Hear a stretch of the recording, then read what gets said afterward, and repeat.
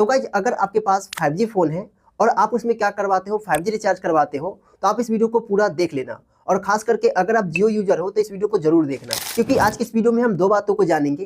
पहला कि आप जियो का सबसे सस्ता रिचार्ज को कैसे ढूंढ सकते हैं जिसमें आपको 5G अनलिमिटेड मिले और वॉइस भी अनलिमिटेड मिले। और दूसरा समझेंगे कि आप कौन से वैलिडिटी वाले रिचार्ज करवाएंगे, 28 दिनों का, 56 दिनों का, 14 दिनों का, इन सब में से कौन सा वैलिडिटी आपको चूज करना है। तो ये वीडियो आपके लिए बहुत ही इंपॉर्टेंट है, इसलिए इस वीडियो को आप पूरा देखिए। तो चलिए शुरू करते हैं। तो भाई जैसा कि हमने आपको बताया कि अगर आप 2 GB पर डे वाला डाटा रिचार्ज करवाते हो तो वहाँ पर आपको क्या होता है, 5G अनलिमिटेड मिलते हैं और प्लस में आपको वॉइस भी यहाँ पे क्या मिलते हैं, अनलिमिटेड मिलते हैं। तो यहाँ पे मान के चले कि अगर आप वैलिडिटी 14 दिनों का रिचार्ज करवाते हैं, यानी कि 14 दिनों 2 GB पर डे वाला, तो वहाँ पर आपको पैसे कितने लगेंगे आप यहाँ पे देख सकते हैं, 198 रुपये यहाँ पे आपको पैसे लगेंगे।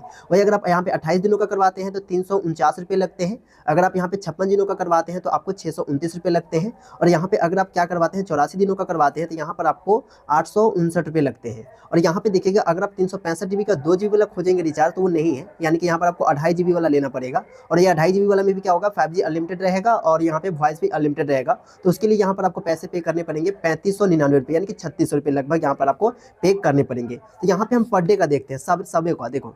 अगर हम 14 दिनों का करवाते हैं तो यहाँ पर आपको 198 रुपये लग रहे हैं, तो यहाँ पर आपको 14 रुपये पर डे यहाँ पे देना पड़ रहा है, यानी कि एक दिनों का यहाँ पे आपको 14 रुपये आ रहे हैं।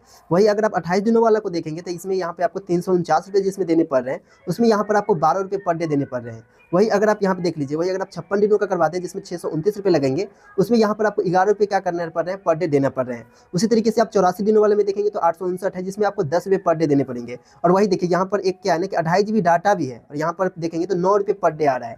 मतलब यहाँ पे क्या है ना कि आप जितना ज़्यादा दिनों का करवाएंगे उतना यहाँ पर आपको कम पैसे यहाँ पे लगते हैं। इस चीज़ का आप ध्यान रखिएगा।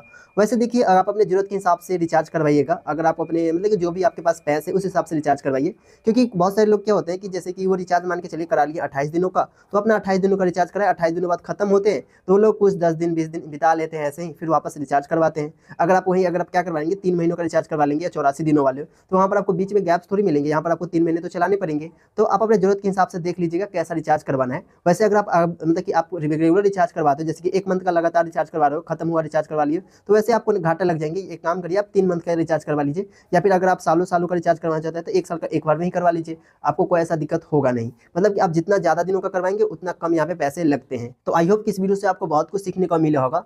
मिलेंगे नेक्स्ट वीडियो में। जय हिंद।